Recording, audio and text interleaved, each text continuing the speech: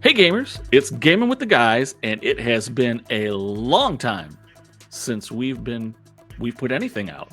So, we're in the middle of March and we are getting ready for some big events. So I decided I was going to call some friends and we're going to be talking about what we've been doing lately, because again, we've been gone for a long time. No battle reports, no videos of us blathering at people. So I'm going to call some friends. We're going to talk about what we've been doing, what we're going to be doing, and more importantly, we're going to be talking about this little convention you might have heard about, Adepticon. So joining me tonight, of course, is my main partner in crime, the fabulous Gaming Jason. Hello, Jason. Hello, viewers. Have you missed my sultry, sexy voice? Because No. I haven't been invited to the podcast for multiple times, or I've been busy. Well, we haven't done any podcasting or any videos, but no one else has been inviting us either. This is Especially also true. on the Bushido podcast front, no one's invited us. Yeah, I'm kind of hurt, Craig. I'm just going to call Craig out because that's all I know is Craig. I cried. Someday we'll get that invite. Someday we'll be recognized. Someday we'll be real YouTubers I get there, and podcasters. Mom. No, probably not. Never. Anyway. No, okay, whatever. But you know who really is built for podcasting? He's got a face for podcasting and a voice for YouTube. The fabulous Dr. Dice. What's going on, party people? Hey there. Oh, look at him. He's sporting the Arsenal wear. Oh yeah, absolutely. Yeah, I don't want to talk about that. It has a cannon on it. I don't even really care about the game. I just like lost the cannon. 1-0 20 minutes in against Chelsea. Bullshit. It's okay. I've already thrown the Premier League off to Liverpool winning it this year, but they got knocked out of everything else. So I don't care. Yeah, I did that 2 months ago.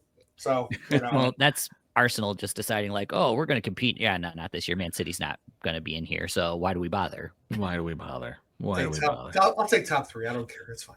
That's honestly, that's the more interesting thing at this point. We already know who's winning the season. It's now who's going to be in top 4, because places 9 through 2 is basically like 6 points. Yeah, at this point, so that'll actually be interesting. And even the drop zone isn't very interesting to watch. For those of you who are wondering, we're talking about English Premier League soccer, which is a side hobby for me in Gaming Jason. We could probably have our own podcast talking about soccer if we really wanted to. Ooh. Or for those over in Europe, it would be the football.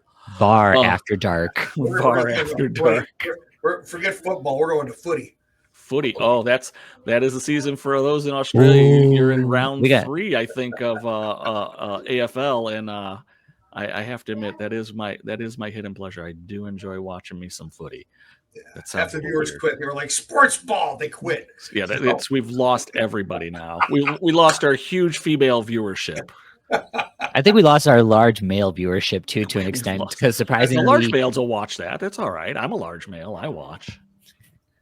We lost most people. Or we're thinking of something else. Okay. Anyway, so let's get back on track. We've totally been derailed here. So some of the things that, like I said, we haven't been on for a while. I think the last time we were on, we had the fabulous Wandler on, giving us some previews of the upcoming wave. Set. Yeah, just the new box set, the master models, the master models that are coming out.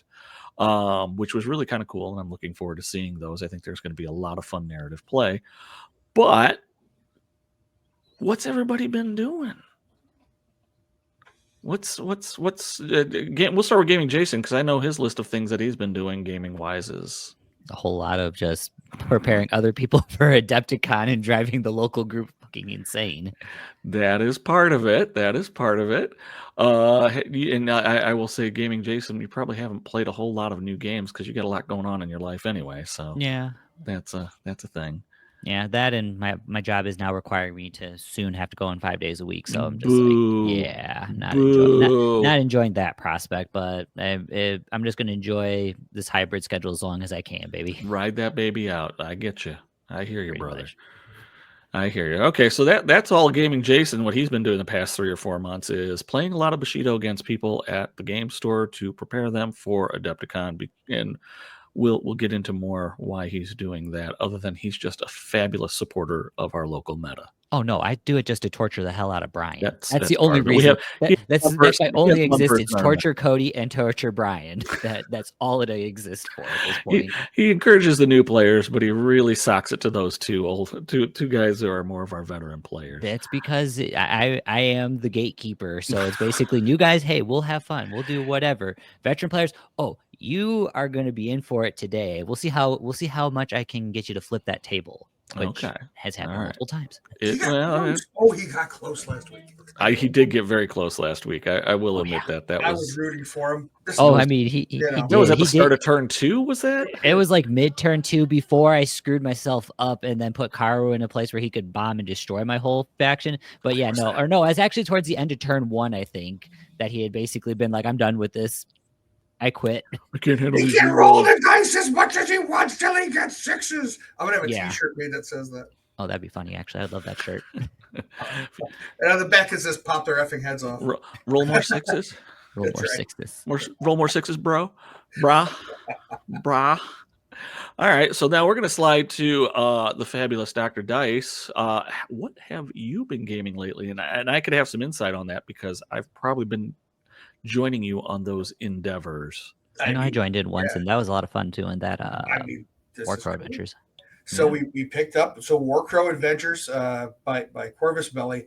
I wasn't going to buy that game, but because it's kind of a dungeon crawler, just whatever. But then I realized Adventures, I can get a whole faction worth of basically like the demon dudes who like raise dead and stuff. All I had to do was buy this box set and one other box, and I've got like half a faction, the whole faction sub faction, right? Right. So like, fine, done, right? Because it was relatively cheap. Plus, I got the Kickstarter exclusives when they still had them. So, chef's kiss, and they're painted up nicely, and it's working out great.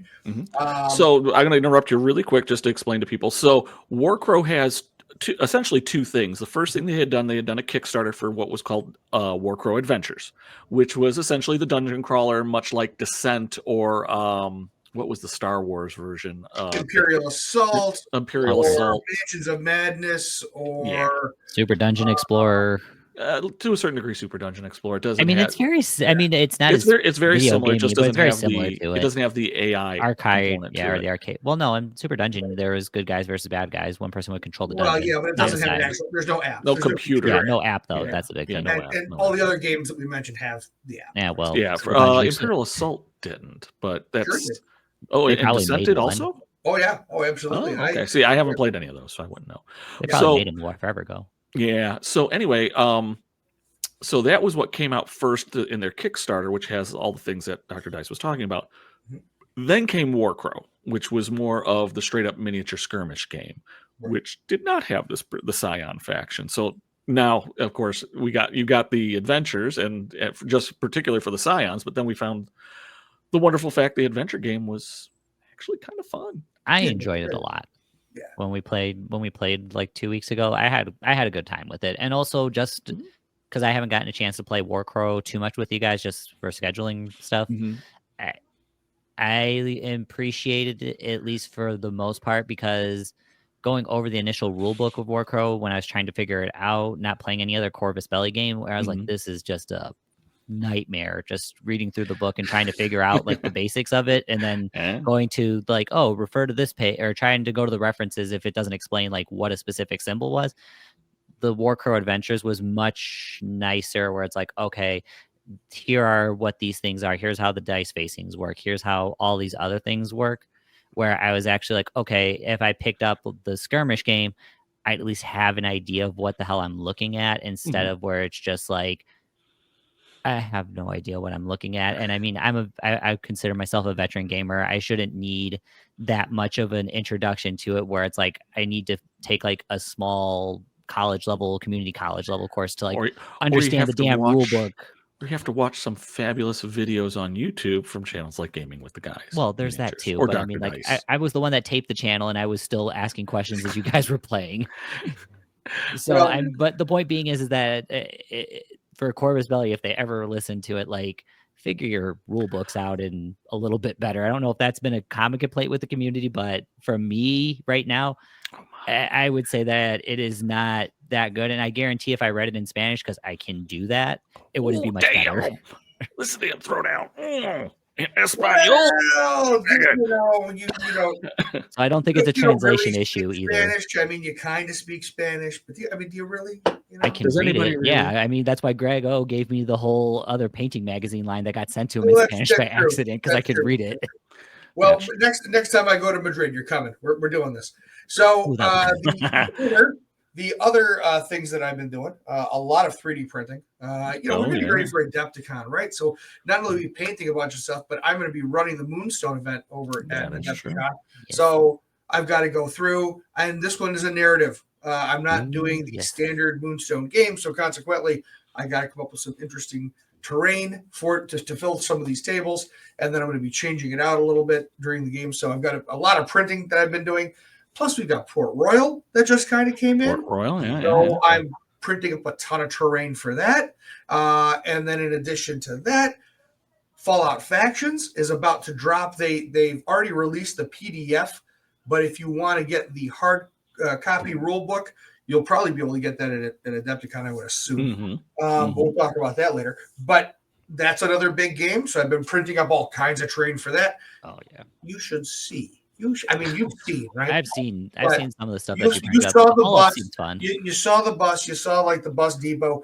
I've printed up probably 20 of the barricades at this point. Yeah. I printed up a bunch of sandbags for Trench Crusade. I just got done printing up a whole nother army for Trench Crusade because now I've got 3 because why wouldn't you? So yeah, that's what I was gonna say. For the cost of filament, you can just get it. Well, it's not filament. He's running resin, baby. Oh, resin. Sorry. Oh yeah. Breathe it in. I was going to say we have been playing. So the last battle report that we have done, was a Warcrow. And I think we have one more Warcrow video. Not that we're going to stop doing Warcrow, but for the series that we're doing, we have one more Warcrow to do about the scenario. So we did the box set scenarios for the 2-player box set. Then we've done all the scenarios we're going to be doing all the scenarios that are in the books, basically with the figures that are out. So it's essentially going to be Emberseg and the Northern Tribes.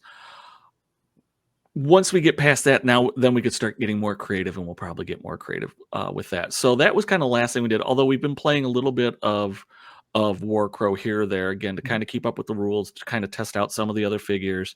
And one of the things that me and Dr. Dice have talked about is once we're done doing that last book scenario, is then kind of talk about, at least based on what we've been doing, the state of the game.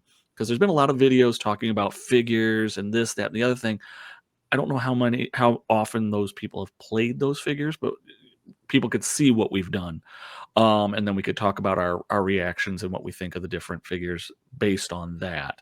And then we have upcoming figures coming out soon. The Sienna or the Elves will be coming out at Adepticon, which I will be buying.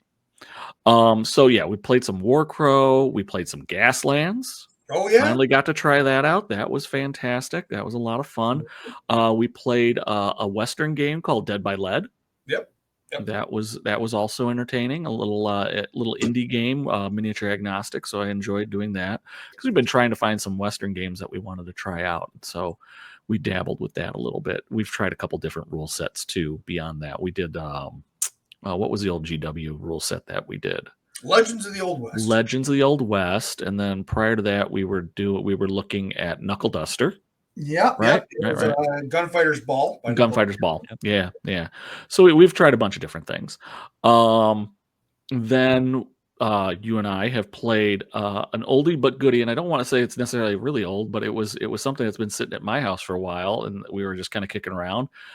We played Ninja Division's Ninja All Stars. It's Soda Pop. It's always going to be Soda Pop. I don't care about this whole Soda Pop, Ninja Division, whatever they are. Like, nah, Ninja Division's debunked anyways too. It's gone under. But we played some Ninja All Stars, and that was a heck of a lot of fun. It's an enjoyable board game to play. It's dice mechanic can drive you crazy, but if you play Blood Bowl, you're used to it. So Yeah. That was a fun one. And then the big one that we've really we're really, I don't want to say we're diving in, but we're reaping the benefits of your 3D printing is Trench Crusade. Yeah, I've been wanting to actually play some of that. Listening to you guys talk about it, and then So just hearing some minor things here and there, because I don't keep as much of a pulse on there as I probably would like to seeing some of the miniature stuff. But it seems like it's pretty interesting, and it is for what I would call like a 40K Warma Hordes like size game, where it seems like that you're wanting like a lot of I stuff wouldn't in say there. it's 40K size. It's definitely Warma Horde I don't size. even think it would be. I would think it's even smaller than Warma Hordes. You know what? It's what Warma Hordes should have been, except Warma Hordes became infantry machine. Yeah. Yes. Right. So if we're not talking Winter Guard Death Stars, then yeah, it's the appropriate size. Now, yeah, in Trench Crusade, a unit it's one dude, right? You don't have like 10-man units. You just have Yeah. Okay. And I think when we played, I think I had 8 men, and you had the one game you had a bunch, but really you were just farming them, trying to kill them but not kill them. Well, that's so that the factions all have a distinct flavor, and and one of the flavors is the demons. They basically have mortal servants that they just beat the everyone tar out of. The 7-headed serpent or something like that. It's the core of the 7-headed serpent, yeah. And they farm their pain, and by farming their pain, they can then use it to fuel their magic, which would be pretty nasty stuff. Whereas you've got other factions like the Sultanate, which I think the Sultanate's a pretty solid all around force. You've got the New Antioch, which is also a pretty solid all-around force. So yeah, New Antioch, I would say, is going to be your generic vanilla. They really don't have magical powers, quote unquote magical powers. It's really just men and mechanized things, and that's about it. The Sultanate, they have some really good troops, but they do have some alchemical special abilities and things along those lines. And the Trench Pilgrims, they do have their devotions from God, so they would be probably the more, I would almost put them akin to the 7-headed serpent. And then there's the Black Grail, which is like Nurgle. Yeah, dealing with death and disease. Nurgle. And I think we're missing one more, but I don't remember. The Heretic Legion, which Heretic Legion is basically the slaves to darkness, kind of the mortal servants of hell. And then the occasional little demon type dude thrown in. Demons coming in, kind of control them. Yeah, some Hell Knights are thrown in there. Some I think Pit Locusts are in that as well. But anyway, there's some different things that are in the Heretic Legions. Evil guy wannabes. Yeah, pretty much. So we've been, I will say, we've been enjoying Trench Crusade and kind of getting into that. So we've been, like I said, instead of painting other things, I've been painting a lot of Trench Crusade. They've painted up really nice. And for 3D prints, I've been very, very impressed with them, with what's come out for that. What else have we been playing? Cyberpunk. Cyberpunk Combat Zone. Going to be playing in that come Adepticon on Saturday. So looking forward to that. And then both Dr. Dice and I, we whetted our Star Trek appetite by playing Star Trek Into the Beyond. Into the Unknown, Beyond Unknown. Tomato. We might know what's beyond, but this is the unknown. This is the unknown. Which I'll admit, I had tried it.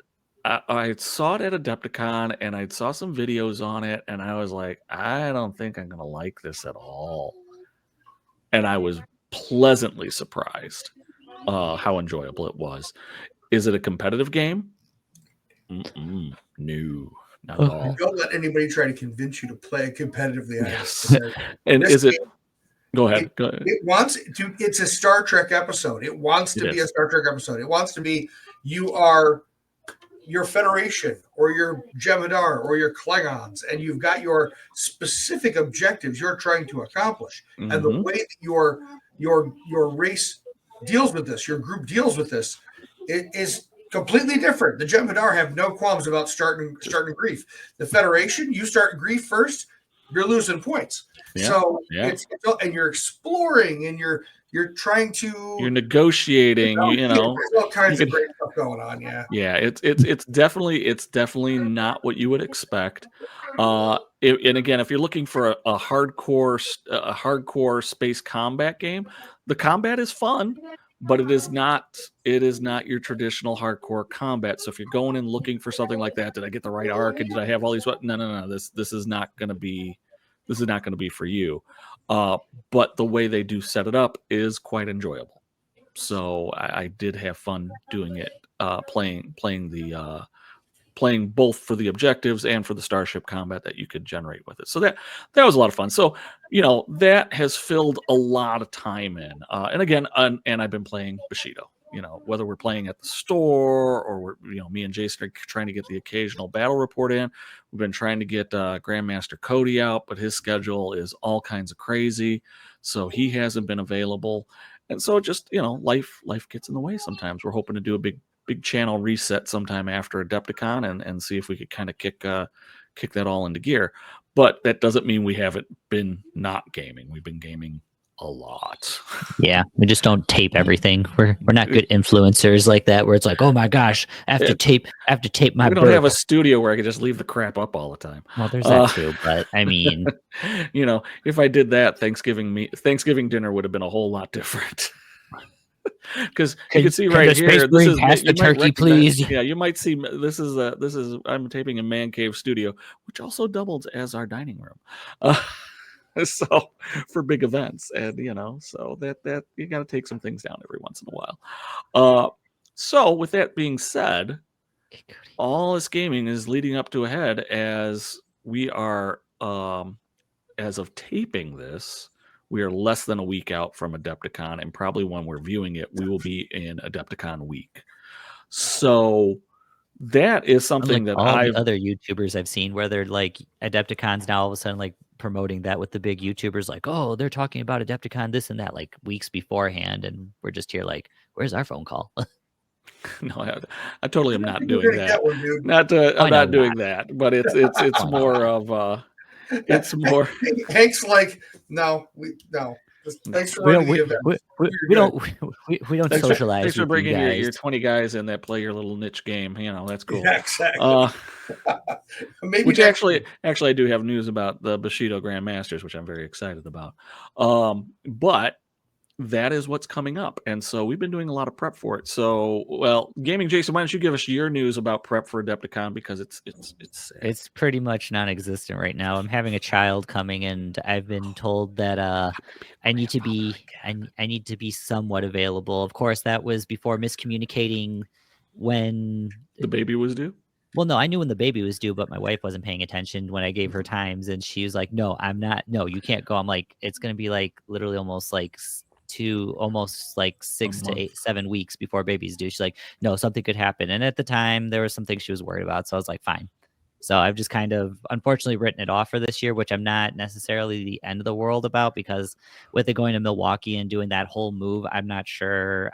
I don't mind if I'm on the sidelines this year if I hear like the whole sky fell out for some reason, which I highly doubt. Amazing. But you're gonna miss out. Let the FOMO come into your bones. You want me to talk to your wife? You want me to talk to her? I can talk her into this.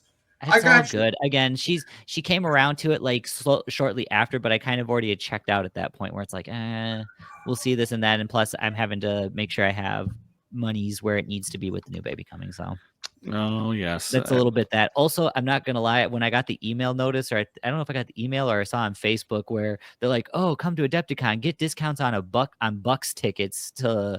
Oh yeah, because I guess I'm playing in Milwaukee, and I'm just like, someone summed it up. I think I saw it on Facebook. Someone summed up perfectly. I'm going to Milwaukee to roll dice and see really cool games. I'm not there to go watch the fucking Bucks play.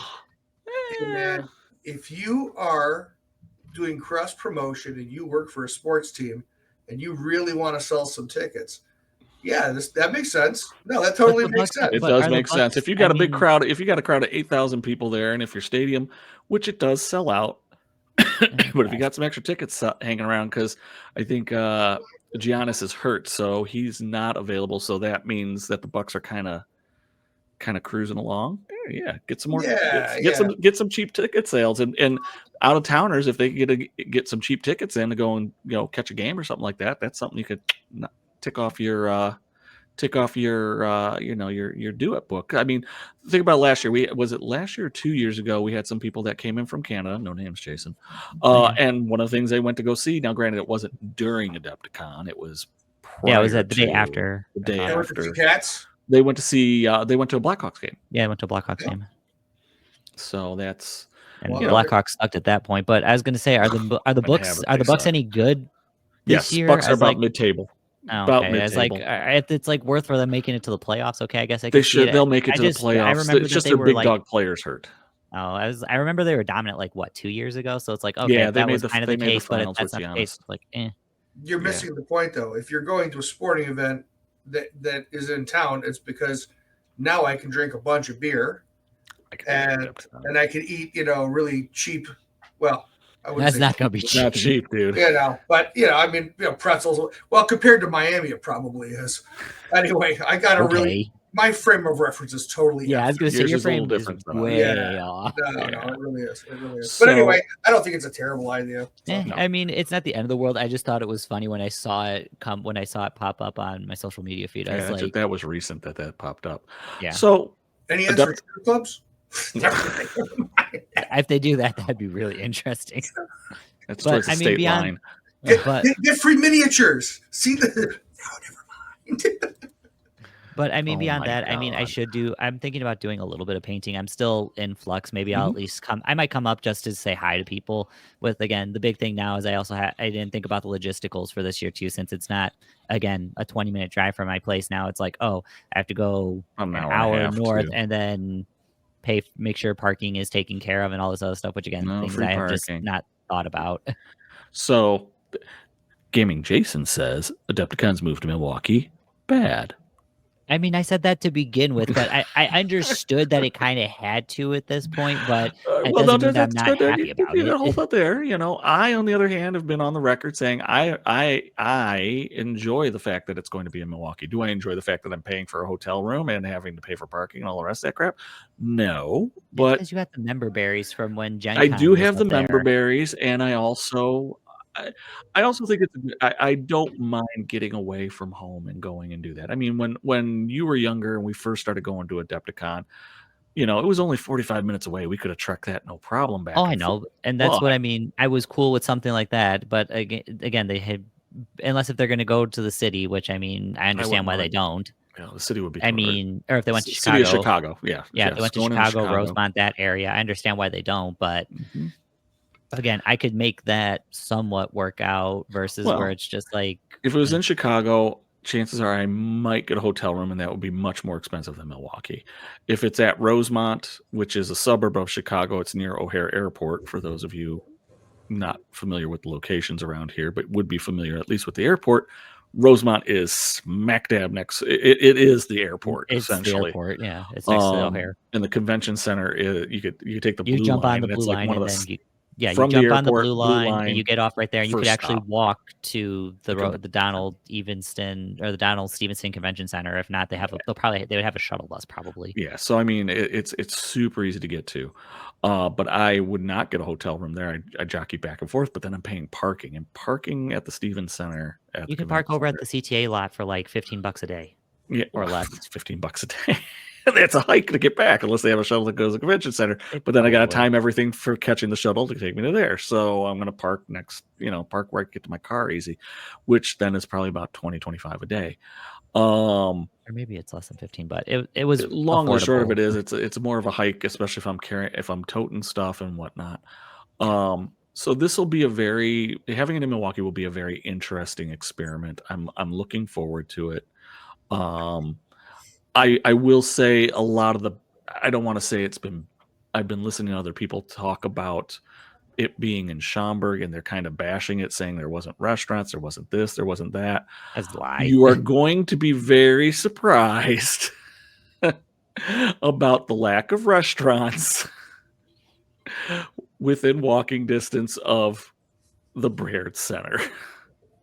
you've got to go about 2 city blocks before you're going to get to numerous amounts. And there's a couple that are right there, and then that doesn't count the hotel ones, which there are 3 attached hotels, so they'll have 3 attached restaurants and bars. But beyond that, you've got the one Italian place on. Oh my gosh, I can't. Not McLean. It's the main drag that the old Mecca used to be on. So you got Italian place there. You got Major Goolsby's, and then everything else is about 2 blocks away, which is the exact same distance it was from Adepticon. And you're further up north, and we've been cold for the last week. So Midwest cold, and it's colder up in Wisconsin. For saying, oh, there's going to be so much more. Yeah, no, there's going to be about the same thing. The only reason people were feisty about the fact that restaurants weren't immediately next door to Adepticon was they would have to drive to it, and you would lose your parking spot and parking at Adepticon.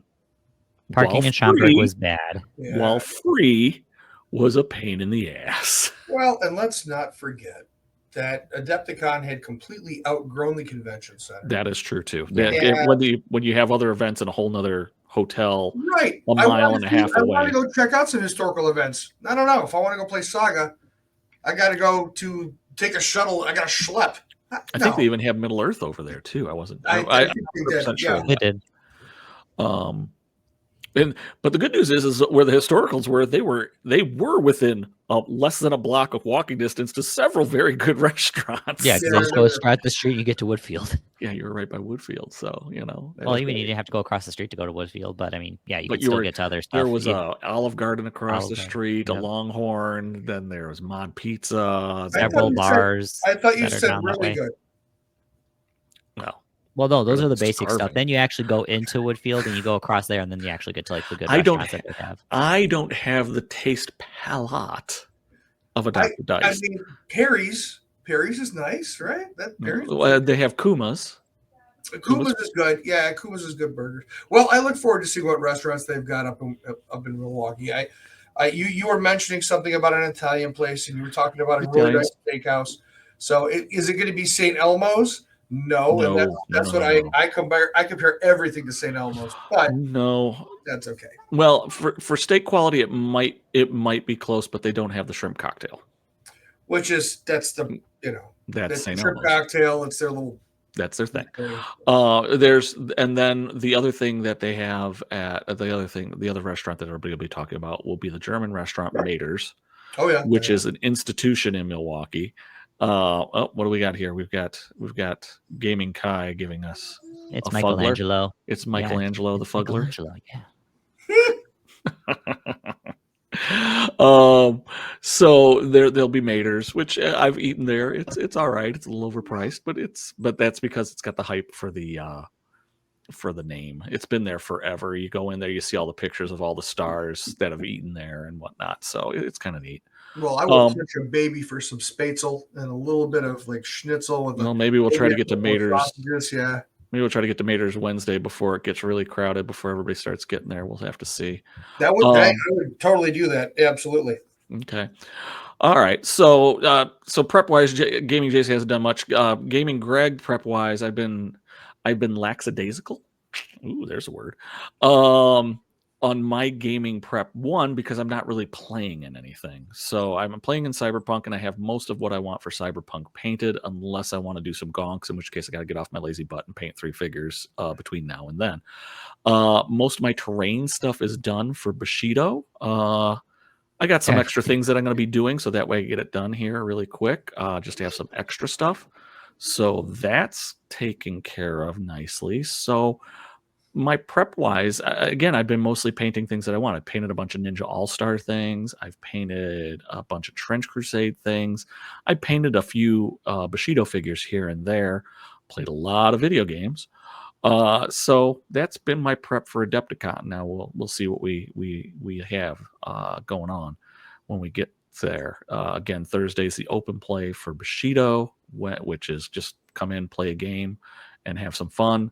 So I'll also be able to kind of wander around and do some things too, because I won't have to necessarily monitor that all the time and not have to do a billion demos like I did last year. Yeah, that was rough. And then Friday's the big day, is the Grand Masters, which I'm happy to say we are at 37 out of 40. We could only have 40 players, but we're standing at 37. But I do know I have at least one on the waiting list. I have another potential, and I have another 2 potentials, maybe 3 potentials that could show up day of. That could balance out what I usually anticipate. So whenever I judge these things, what I've learned is whatever number you have, anticipate there's going to be anywhere from 10 to 15% drop. No, 2 to, well, I call it 2 to 4 players are going to drop day of, whether it's because of sickness, they can't make it in, they decided to play a different event, whatever.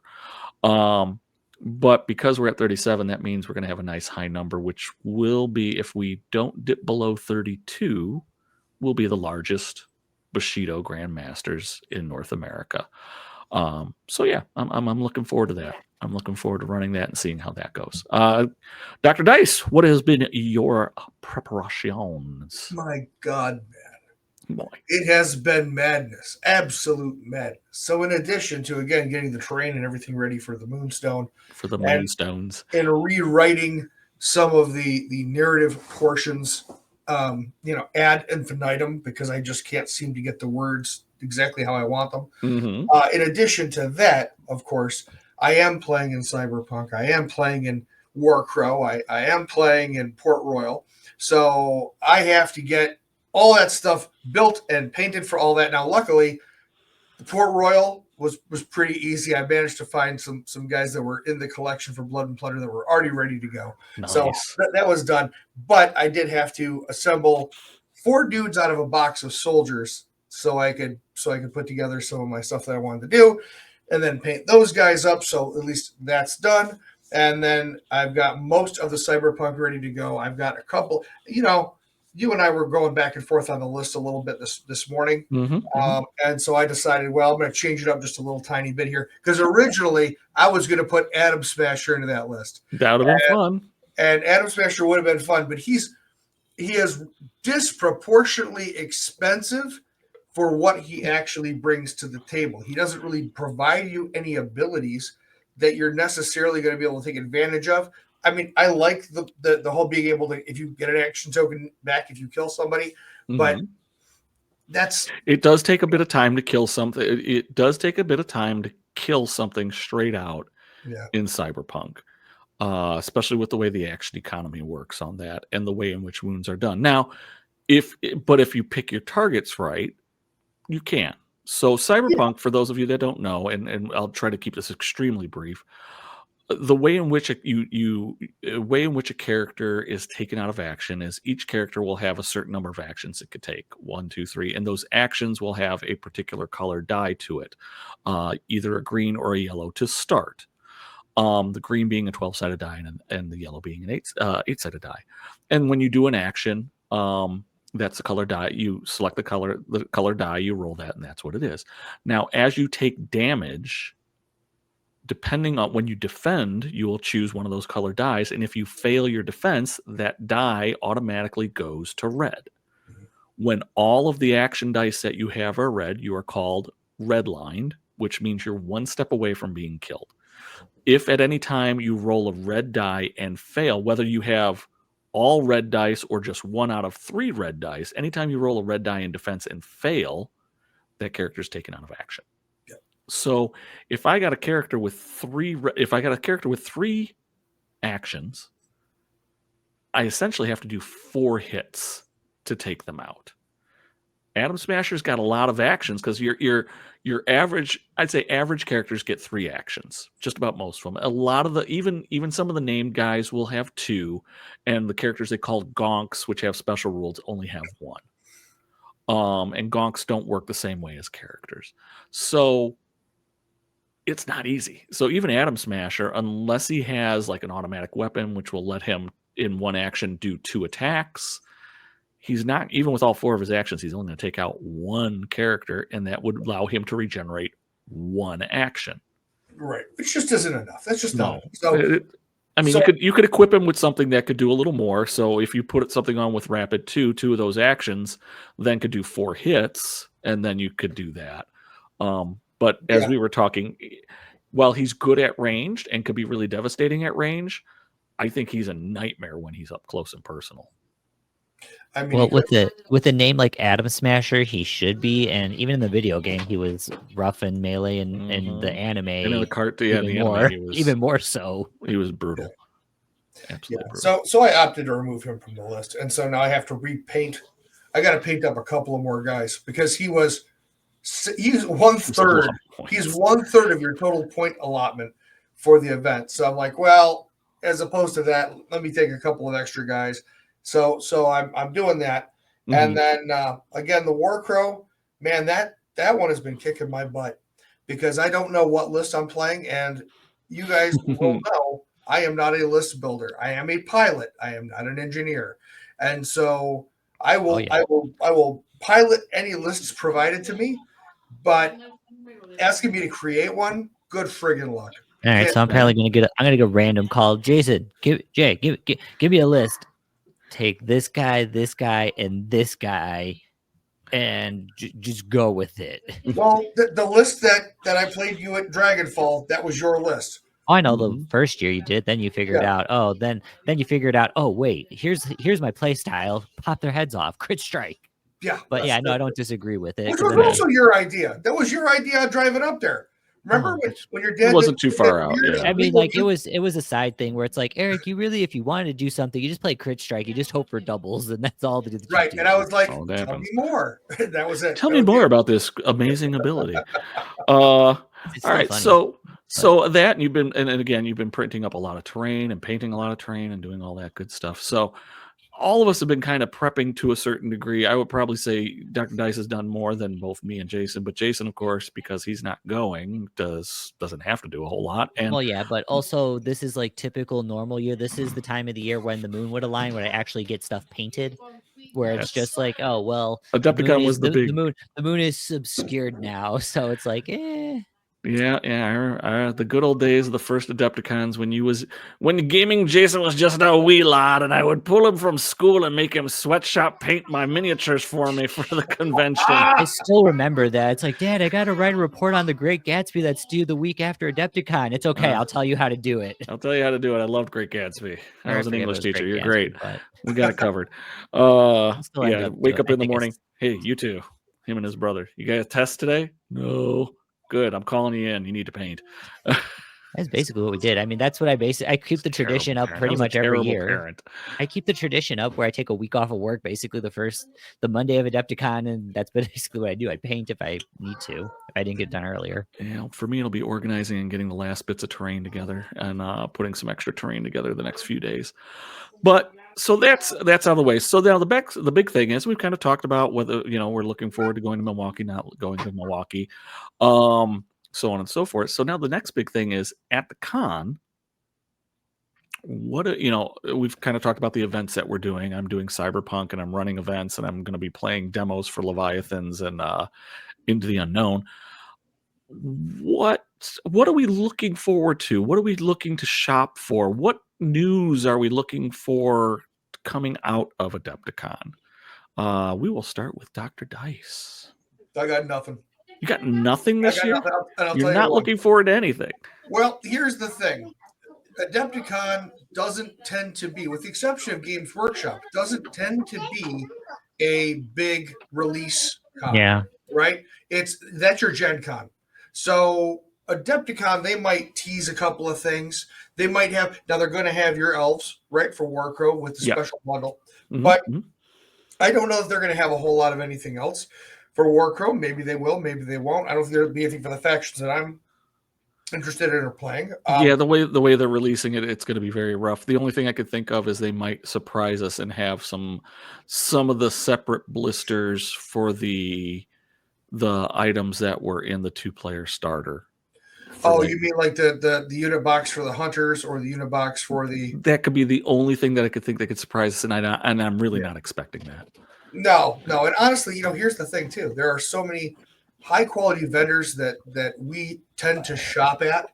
That one happens to be from Verona, Wisconsin, and so I am a merchant from Verona. That's right. That was bad.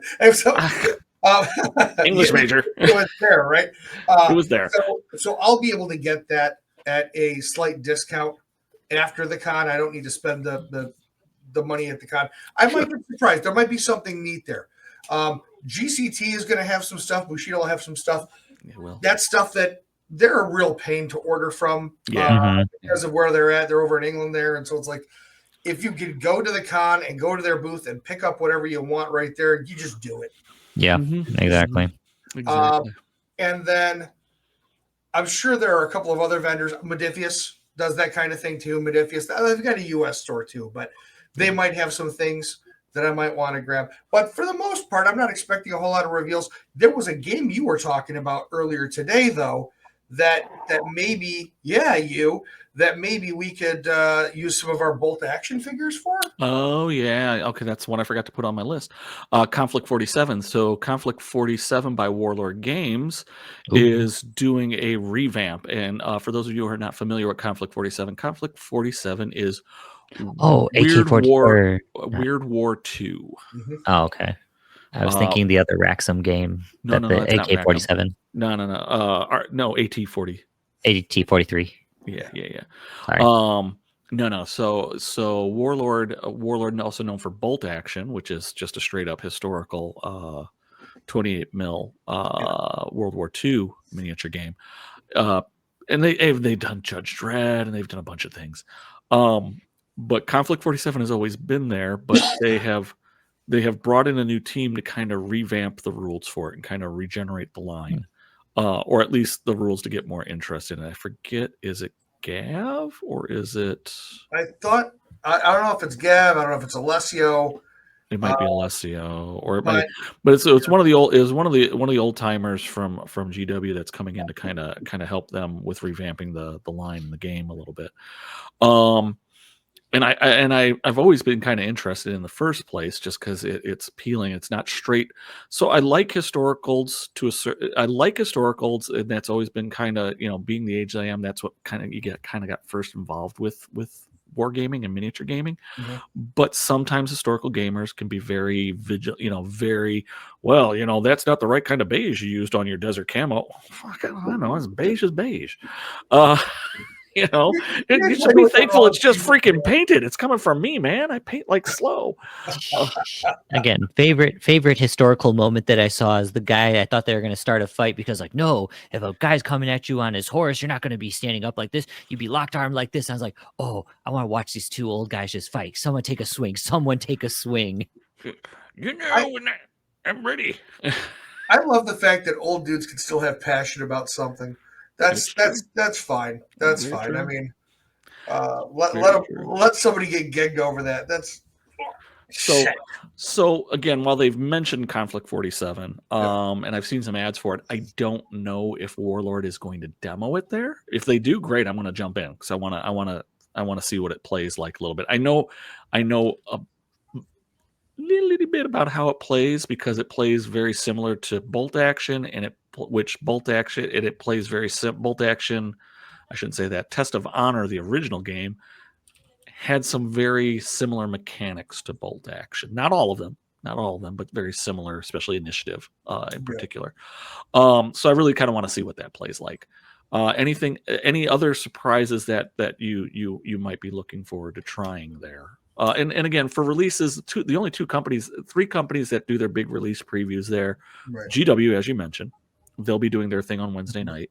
Thursday is going to be Corvus doing their kind of, and then AMG. Yep. Will be doing their thing. And really, those are the three, if you really think about it, those are the three big dogs at the con. Yep. Yeah, they are. I mean, if GW decides that they're going to finally drop the Imperial Knights Codex, then fine, I'll buy it immediately because I'm a whore for Imperial Knights. The big stompy robots, come on. Stompy robots. I'm not gonna begrudge you that. Yeah, I get it. So that maybe pick up some Forge World stuff. I honestly, there's not. Pricey. It is, and honestly, okay. So now I'm about to piss everybody off with a 3D printer at this point. You don't need the Forge World stuff. My gosh. I hear the GW, the GW Commando chopper is about to raid your house. That's fine. Tell them to bring rum. Bring more rum. rum. I can be bribed. I will talk. I don't need to be tortured. Give me rum, and we can make this work. It'll work. Yeah. Again, All it's right. not like it's the end of the world. And I know there are people that have talked about this before, but again, if it's just us like goofing off and we're playing shit, I mean, like, we're not doing anything official. I think that's going to be a whole different conversation. I know it's a whole different conversation. I've heard other people, I mean, friends of the channel have talked about it too, and I get their viewpoints of it too. But I think there was also some middle ground too, where again, we're just playing just for shits and giggles. So I know, and again, there's a whole other sets of arguments with GW never has enough supply for things, so they're creating FOMO. So when it runs out, blah blah blah blah blah. There's a million arguments, but that's getting away from what we're looking forward to seeing at Adepticon. Correct. Gaming Jason, you have probably less of a list because, well, I mean, there's not a spend lot of any- there's nothing major. There's nothing major Bushido stuff I'm looking for. I did see I think they like announced on the Discord, at least I saw for Monster Fight Club, like they're releasing a cyberpunk like expansion or like a solo mission thing that looked like that was kind of maybe based off the anime. Or it was like it looked like it was like a little mission pack thing, or it looked like that maybe it could have been narrative. They've released that. It's free. No, they're coming out. He's right. They're coming out with a new book. Yeah, it's a new source book. It's going to contain all of the missions, and it's also going to have it's a rules compendium. Oh, yeah. So, yeah, that's basically all the free stuff, and they're going to compile it into one thing, which is genius. Hey, I mean, that's perfectly fine. I mean, I didn't look too deep into it, but I just happened to see it, so that seems something interesting. I mean, mainly, I kind of have been seeing what you guys have had your pulse on just for other stuff versus kind of like what I've been kind of getting into, because I mean, I don't see anything or hear anything from like Arena Rex, for example. I haven't really found something where it's like, oh, this is the game that I think that I want to get into, like Judgment or like a Moonstone or something like that. It's usually what you guys are getting into. Then I kind of decide, is there something I like and I want to do, or is there not? I'm not usually the one that's like trailblazing to like, hey, let's go do this, except for like Super Dungeon Explorer. I think that was like the last game where I was like, hey, let's do that, but that's more Kickstarter-y, and it was much more casual than like a lifestyle game. To like be like, hey, this is what let's go in this direction and go kick ass here. Yeah, for the competitive side of me. I get you. So I can't say that. I can't say I'm looking forward to too much stuff unless if there's something that like hooks me into like Infinity or something like that I can use all my old JSA stuff. Yeah, well, they got the new JSA stuff too, so they kind of blend together a bit. I, on the other hand. And a lot of this is wish listing because I don't know if they're going to actually demo things there or not. But you never know. I'm looking forward to going to the Corvus booth or the Warsenal booth and picking up my Alice the Sienna, the starter set for that. So that way that'll be my faction. So that way I can complain when I get myself rickrolled because I don't know how the hell to play the game. Oh, I don't know, man. Their ability to see through forest is perfect. Are you going to pick up your little acrylic templates? Because they're going to have Warsenal did some special templates. Well, we'll see how much. We'll see how much they cost. They're cheap. Nothing's cheap.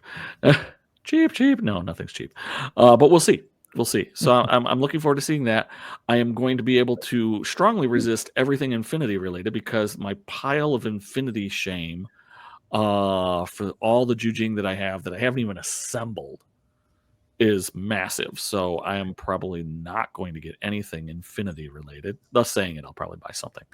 If it's like one thing, it's not like the end of the world. And as long as it's not like a tag. I really don't need to be buying anything. Outside of a tag, I would be like, okay, a blister dude is fine. But the only thing is I would get a tag. And GwtG doesn't have a whole lot of tags. They have a lot of heavy, but neither here nor there.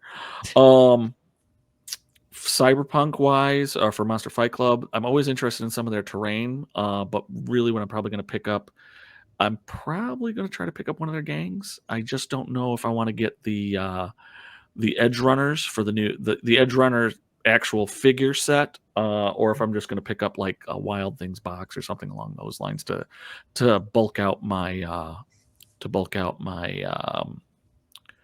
my zoners.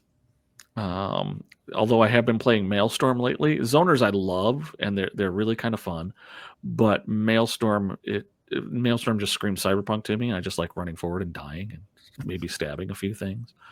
So that's what I'm looking at. But I will also say that I have seen on the Monster Fight Club boards, or not boards, but the Discord website, when I've gone shopping for things, because stupidly I lost my my dice, my tokens, Oh, I and mean, my it's better limiter. than it's still better than me. Like, I still Oh, don't know where my relic blade stuff is, which is annoying me to high hell. oh, that's probably somewhere at my place. I've tried looking We'll and we look over. haven't found it yet, but it's just Yeah. annoying. So I get that. But what they have posted is that they are going to be doing a Witcher miniature game. So if they have it there to demo, I might try and demo that. I'm really surprised that Monster Fight Club got Witcher because I mean that They got that's been like Borderlands. They've got some good titles. They got Borderlands. well, I'm they've not got saying that video game I didn't know they stuff. had Borderlands because anytime I think like a video game tie-in, I'm thinking Steamforge because that's basically all Steamforge became, which is I'm just gonna we're becoming the board game video game. Well, that's what gaming That's what company. CMON used to do too. Yeah, but I mean, like it was still, but that's all that. But they did that type of style games after Oh yeah, yeah. after Well, Guild Ball. It was but like I Steamforge think the is just thing like is Steamforge was doing board games. yeah. Well, they started switching over to board games after they killed Guild Ball. Guild Ball could be considered a board game, kind of. Yeah, but it was like their own IP versus like, oh, we're just gonna get our own stuff and we're just gonna basically just license people and make crappy board games because I also did not hear very great things about the board. Some of games them were that they good, made. some of them were bad. But yeah, so no, they have I've seen something for The Witcher, so I'm kind of curious on that one. Not that I played the video game, but I have enjoyed the Netflix series with Harry Cavill.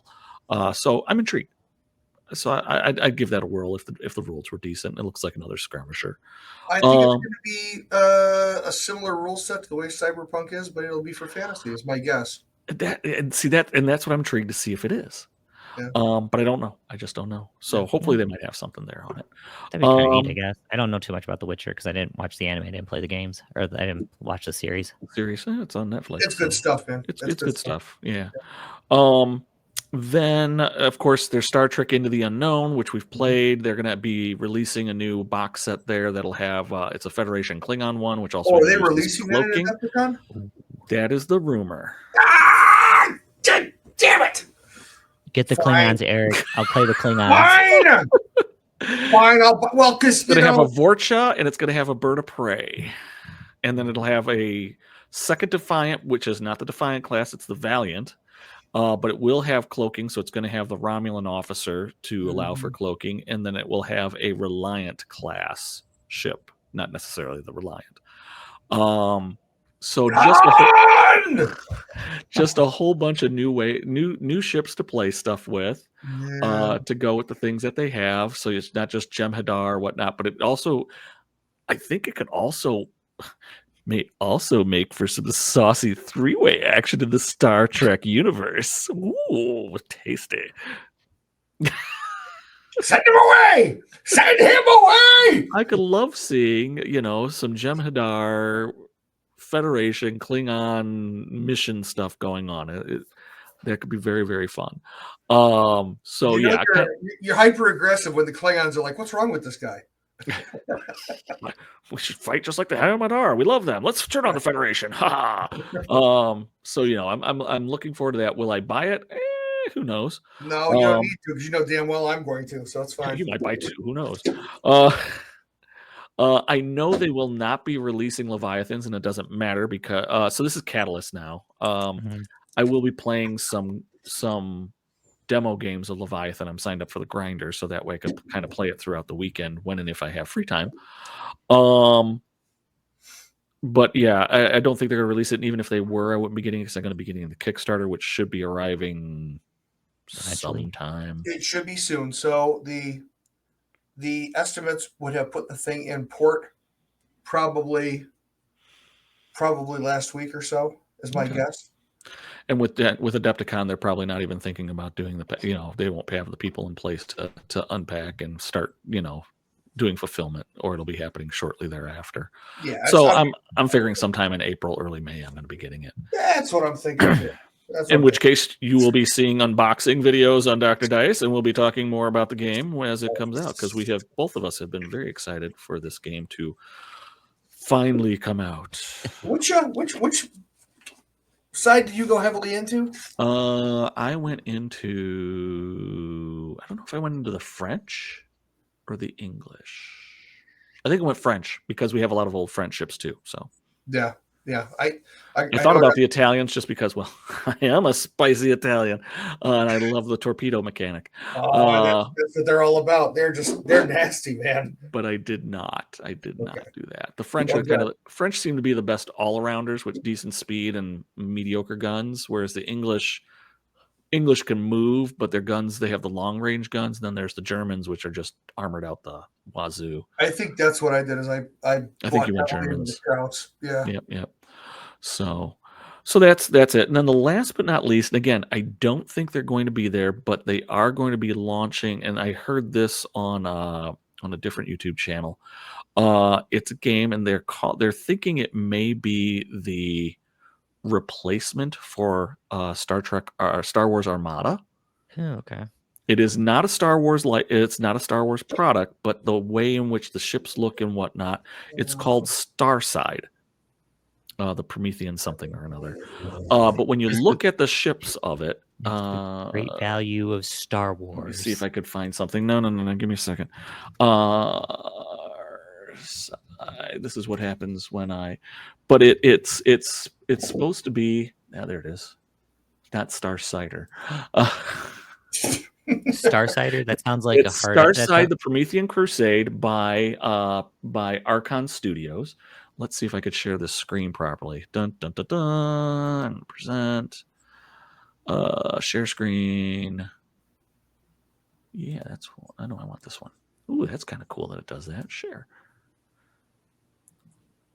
So they have some of the round bases there, but when I saw some other previews of it, Starside, like Starside, yeah. Not Starside, like on the side of the stars. No, okay. no, yeah, no, I was thinking that too. Now I'm thinking of what he originally said, which is just like that. Just sounds like a fancy way. That either sounds like a new age energy drink, or it sounds like what eventually like Angry Orchard will eventually become. You have Star Cider. Yeah, I've seen some other pictures of this, and they show an impressive amount of ships. Again, oh yeah, those definitely look like heavily inspired Star Wars ships. No, actually, that main ship looks basically like you take a Star Destroyer and just like let's just smush it. Take a Star Destroyer, smush it. You're too young, and I did not do a good job raising you, but it's not my fault because they really did not have the reruns for this on until probably about COVID. That looks like a Centauri battleship from Babylon 5. I could see that. Wow. I didn't watch Babylon 5. Yeah, Veer, my good friend Veer, moon-faced assassin of joy. I know, but I've heard Babylon 5 is like a really great show, and the amount of time that I'd spend up here in Schaumburg, I'm surprised I didn't watch it more like on Sci-Fi Channel or something like that. It wasn't on Sci-Fi Channel. I thought it was. No. You were not able to watch it until. What do they have? Oh, it was Stargate that was on Sci-Fi. Stargate, yes. That's what it was. And they had a few other things on there, but it was on. I forget what it was on, but it wasn't until COVID that I was actually able to watch the series again from when it first came out, and I was able to watch it all the way through. And it was on. It was on a weird network. And it wasn't I forget what it was, but they would do like 2 episodes a day. Yeah, no, it was like one of the oddball networks, like Stars or something. Not even Stars. It was some weird sci-fi thing that they would run weird things during the day. Comet, that's what it was. And they would run like in the middle of the day 2 to 3 episodes back to back to back, and I was able to catch it because, well, it was COVID and I was doing shit. But no, this one kind of intrigues me. I have zero clue. I have not looked at the vendor list to see if Archon is going to be there. I very much doubt that they're going to be demoing it. But if they are, I'm going to try to see if I could check it out because it intrigues me. I do like Starship combat games. And Armada, while I did not play Armada as much as I would have liked, Armada's my favorite game. I enjoyed X-Wing a lot when it came out, but Armada really hits a sweet spot that I prefer rather than individual fighter game. I liked big bulky ships and formations and things like Firestorm Armada I enjoyed that game too. So this will be kind of interesting to see if this will fill that hole. because great, I need another game that I could invest in. So yeah, but ships that are easier to paint as yeah, everybody is kind of great, proved through another gray with a couple dots. exactly. Well, you're And about people to have proved with what is it, a drop fleet. Yeah. So Exhibitor Hall, booth 204, my friend. so Archon will be there. Yep. Okay, then I guess I will be going and visiting Archon just to see if they're going to be having some demos, just so I can get that in. So if we'll have our cameras with us, we'll hopefully see if we could do that. So yeah, that's pretty much what we're looking to do at the con and what we're kind of expecting to see. I'll be intrigued to see out of the Corvus Belly, whatever they call that preview thing that they're going to do. What new things are going to be coming out for Warcrow. So we know the elves are coming out. I think they're going to probably show some other things and give us a little future timeline look. Well, didn't they give like the product map like Marvel style where they're like They showing what like the next did, 3 years are supposed to be, or do they already yes and break those no. promises? Well, but they haven't. What they've done is they've kind of talked about. What they've talked about is much more broad in sense. Like the Sienna elves will be releasing Adepticon 2025. This is going to be coming a couple months after that. This will be but it's not showing me figures of things that are coming down the line. So specific units and whatnot, which is typically what they do in these promotional kind of reveals. So I'm kind of looking forward to that. All right, so. Last but not least, because we're kind of running a little bit over time that I wanted to do, but shockingly, we're running over time. Last but not least, one of the things, again, and this is going to be more Bushido-centric because we are known for Bushido, is the Grand Masters will be happening. And I wanted to pool our thoughts. After you said that you weren't going to do it. Yeah. Well, no, it wasn't necessarily the claw me back. It was really because it was going to be in Milwaukee. And I wanted to make sure things went smooth with the transition to Milwaukee. I get you. We'll see it. Now we'll see if I get dragged back into it next year. Well, who knows? But one of the things that we're going to put we'll put our guru hats on, our soothsayer hats on, and we're going to do a few predictions for the Bushido Grand Masters. And I even have Grandmaster Cody's already kind of chimed in and telling me what his predictions for the Grand Masters are. So maybe because Grandmaster Cody is not here, I will start with him. So we can ridicule his picks. I don't know if I'll ridicule his picks. So things that I want to get predictions on. Number one, which do we think will be and this will give you guys time to think about it. Who do we think will be the most represented faction at Adepticon? Who will be the surprise faction? And by surprise, I usually mean it's a faction that's underplayed and then will really kind of shock us that there's going to be a lot more. What will be the shock underplayed faction? And last but not least, what will be the faction that wins Adepticon Grand Masters? So again, to run through these predictions that we're going to do, what is going to be, I've already forgot them. What is going to be the most played faction? What is going to be the surprise faction that we didn't think was going to get played a lot, but does? What will be the least played faction? And finally, what is the faction that will win Adepticon 2025? So Grandmaster Cody has said, we'll start with what he thinks is going to be the most played faction. He thinks Silver Moon will be the good guess. played faction. Second most being Ito. Nah.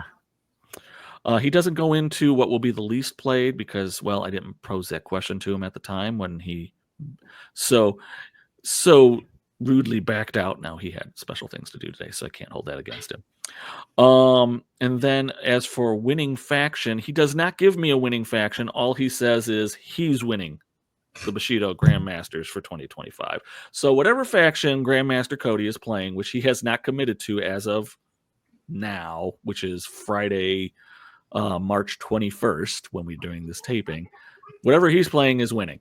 It's all good. He'll have his faction picked on Saturday, He'll have March it picked on 29th. Monday morning.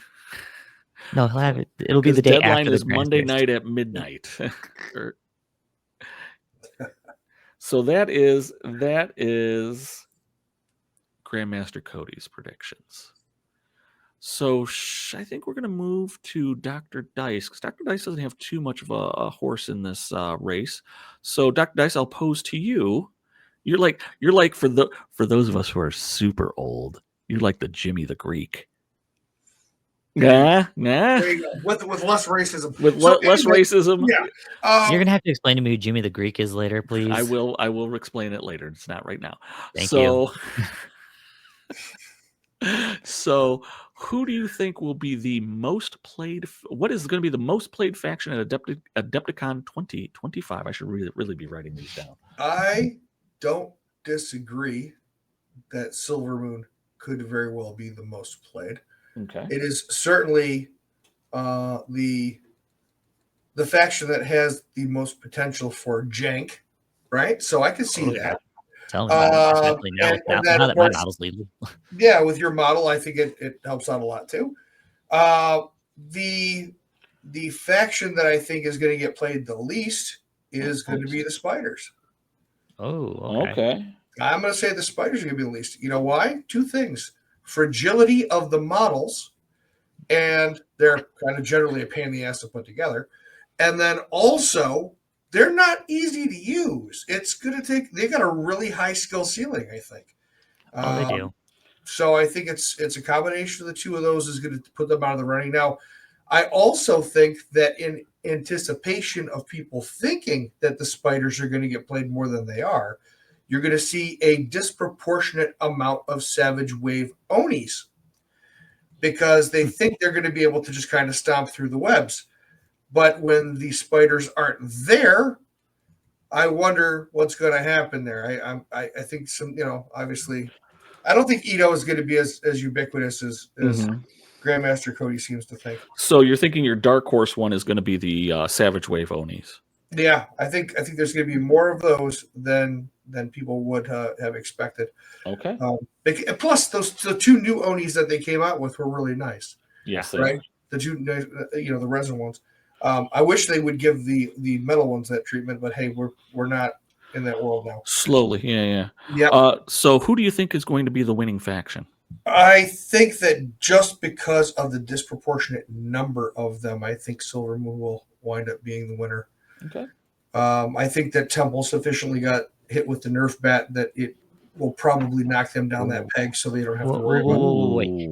Temple didn't get hit with the Nerf bat. It was the community brown bag the Temple players into like, okay, we're going away. I think if Silver Moon starts going up on this supposed like increase, then people are either going to be like, okay, well, I'm going to play my Temple. And then when Silver Moon starts kicking Temple's ass, then Silver Moon's going to get nuked.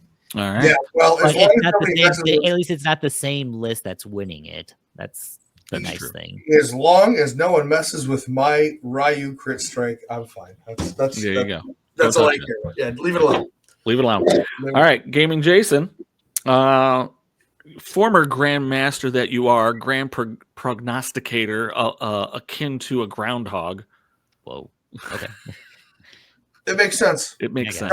Yeah. I'm using big flowery English words that he doesn't understand. If I knew how to say it in Spanish, I would. You said most played. Dr. Dice, what was your most played again? Oh, you said Silver Moon. Yeah. Okay. Putting a chart together so when we do our review, we'll come back to this. So, Jason, what do you think will be the most played faction at Adepticon? Torn between two, but after Dr. Dice did kind of point out some of the things with the issues with Awoken, I think the most played is going to be Cult, actually. Cult is right now in this very interesting sweet spot, and if the UK Grandmasters has anything to show with it, the Skeletons are now ready to make their statement in the world of Bushido, where they're not going to be able to do their normal Cult stuff, kind of like how Craig pulled it off when he won his Grandmaster last year or a year or two ago. But the Skeletons are very close to the Skeletons specifically. They're very close to as plug and play as a Ryu crit strike list. So I think you'll have so many of them in there that It will be hard.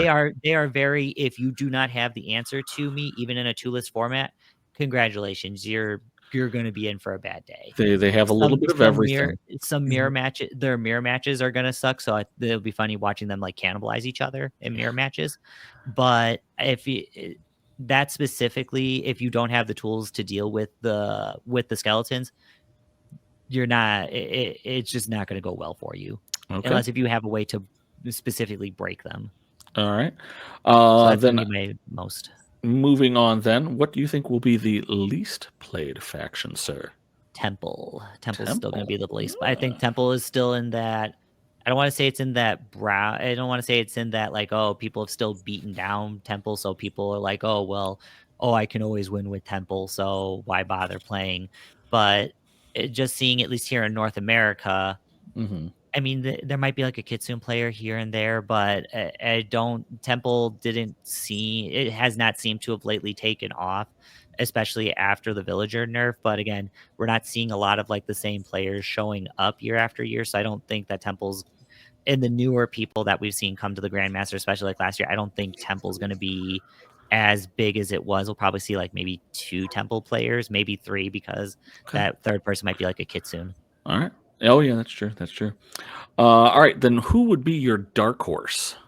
So like the one that you're going to be surprised at the amount of players for? I think Kinchi's going to repeat. Oh, okay. I think Kinchi's going to repeat. Very similar. Again, it would be between Kinchi and Awoken. But as Dr. Dice kind of put it, there's still a lot to grow and to do with the Awoken. Kinchi now at this point, especially for if someone's probably a little bit of a newer player, like we found out last year, where a lot of people have Kinchi was dark horse. They bought the box plus an extra blister, and that's easy to paint 9 to 10 models. If someone wants to do something different, I think there was only 1 or 2 people, because I played against one of them, where they did the more competitive Maha list basically with Kinchi to like ramp themselves up as fast as they could. Otherwise, again, most other people will probably just play the base straight Kinchi. Straight Kinchi out of the box and just have a fun time with it, because they just have the models there and it's relatively easy to do. And it's easy to do many cloaks, because there's not a whole lot of detail on those guys. Exactly. And it's affordable. I mean, Bushido as a whole can be affordable, but if you're thinking of an entire product line, again, between them and the Awoken, you just need to buy that one box and you have everything that you need and off to the races. And while it has the weird mechanic, there's not a whole lot of options, which does make it somewhat attractive for the newer player. Again, even though the mechanic is totally different from what's totally the rest done of the game. And now you could do it with the Ronins in there, although again, the number of Ronins you have are limited. So I think Kinchi still, just because of ease of access, and like Dr. Dice was saying earlier with the Awoken, that ceiling isn't quite high enough, or that ceiling for Awoken is still really, really high to figure out what you're doing with it. Not saying that a veteran player is not going to take it, or we're not going to see like the veteran players maybe take it just to kind of pull one over on people. But I think for your newer player that's wanting to get into a Bushido tournament to play it, and for those that are maybe just repeating and they're just coming back and they didn't maybe get anything new because they're like, you know what, I was cool with this, I just want to do it because I really enjoyed last year, because Greg is awesome at running these. I'm just going to play my Kinchi again and go with it. All right. I have it done. That's good. All right. So last but not least, sir, who is going to be winning Adepticon 2025? What faction? I think Silvermoon's going to win it again. Silvermoon? Okay. I don't want to preference it on saying pure Silvermoon, but it will be. I'm pretty sure a Silver Moon, either it's going to be a Ronin Silver Moon, or I'm pretty sure I'm some derivation of Silver Moon. With Kenichi out now, I definitely think that pure Silver Moon's got a big showing. I mean, if the German Grandmasters, if Grandmaster Olaf proved anything, again, he got it. He beat me to the punch with my own model, which I'm still pissed about. But I mean, I did not quite realize. I didn't realize how much of an impact Kenichi was going to do to Silvermoon as a whole. And now, especially with what the meta is, even if not everybody shows up with the super heavy fear, like Spider's Fear 9 list, that Kenichi can help again build you a list to deal with. Sure. I mean, so Iron Fist Gumi now at this point, even though it's not necessarily the Buto heavy faction anymore, it basically is the ethos of how I play Bushido, which is it is super fucking flexible and you can do just about anything and have an answer for anything. All right. Just about.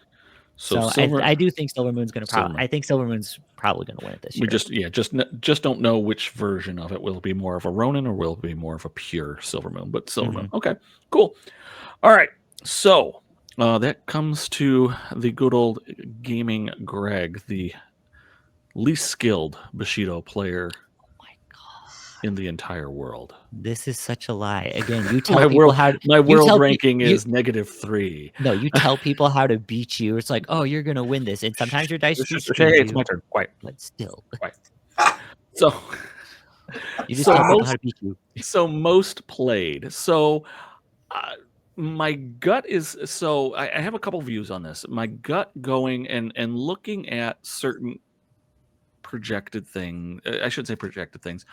Looking at how certain things have gone for the 2 or 3 Grand Masters that I've run, I would have normally said Silver Moon or Awoken, because those are the two box sets that have most recently come out. They were either released at the last year's Adepticon or they're releasing relatively soon to Adepticon.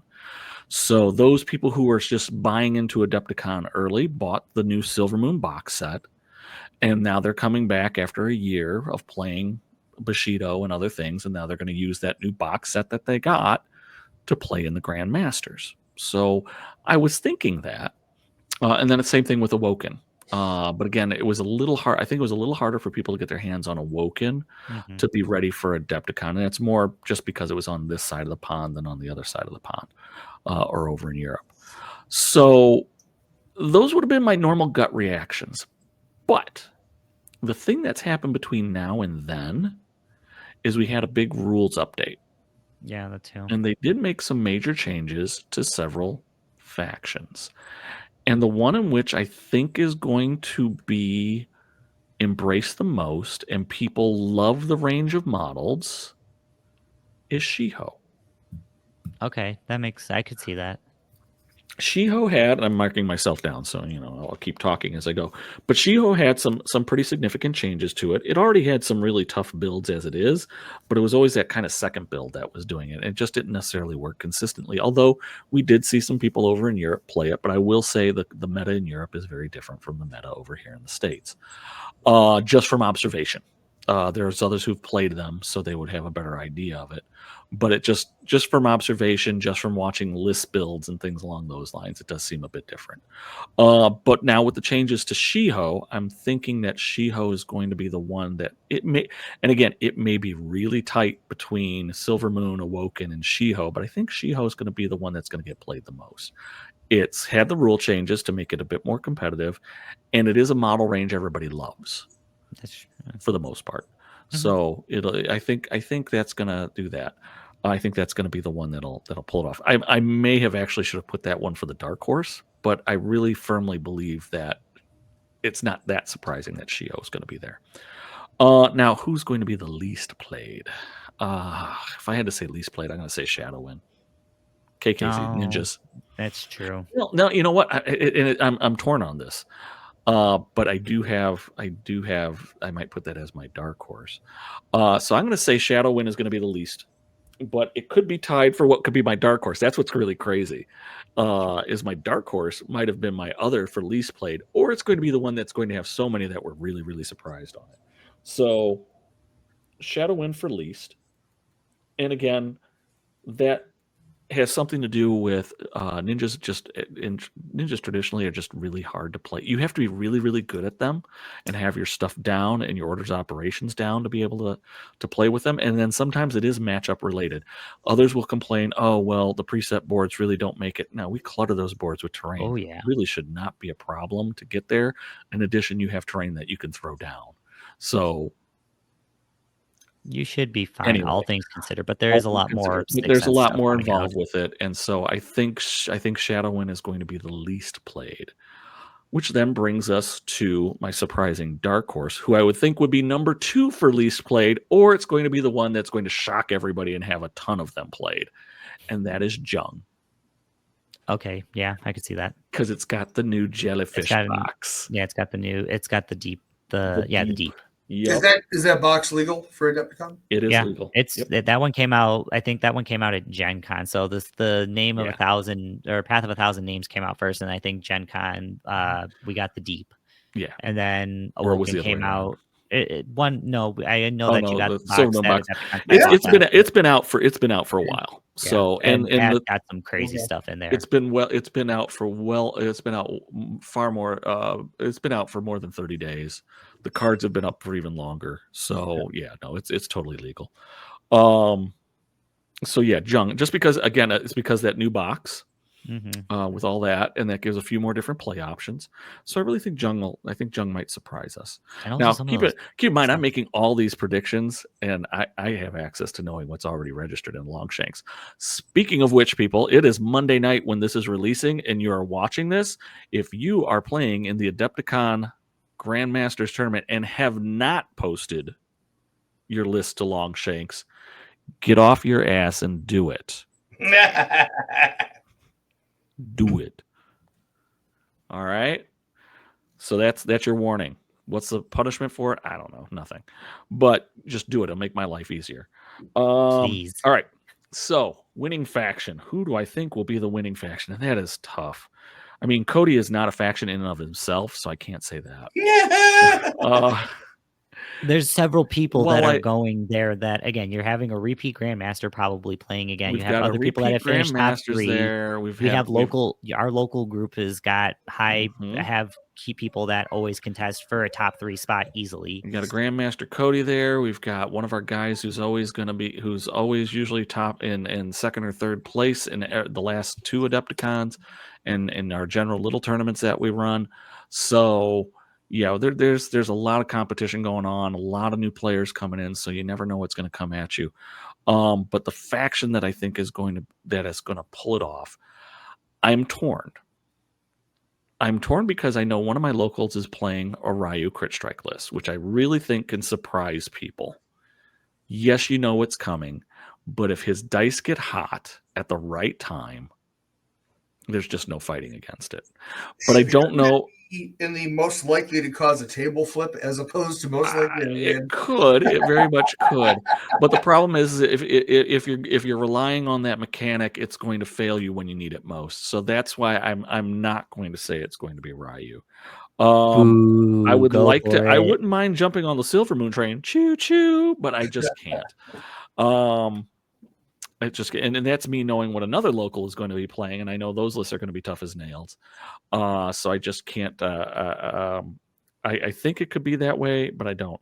I would also love my beloved Ito to win, and I know there's a couple really good players that are going to be playing Ito this year. So I really think they have a good chance of pulling up a thing there. And there's a few people who are playing Dissension, and Dissension next to Shiho got a good update. Shiho got a really good update. Now that I'm thinking about that, I probably should have made that my dark horse. But I'm going to stick with Jung. I'm going to stick with my guns and stick with Jung. So that's another one that's possible. Shiho could be 2. Cult could be. But what I'm going to bank on a consistent winner because I want to win for once. I want to freaking win. So I'm picking Temple. Oh, okay. Really? Yeah, baby. Temple all the way. I'm trying to think.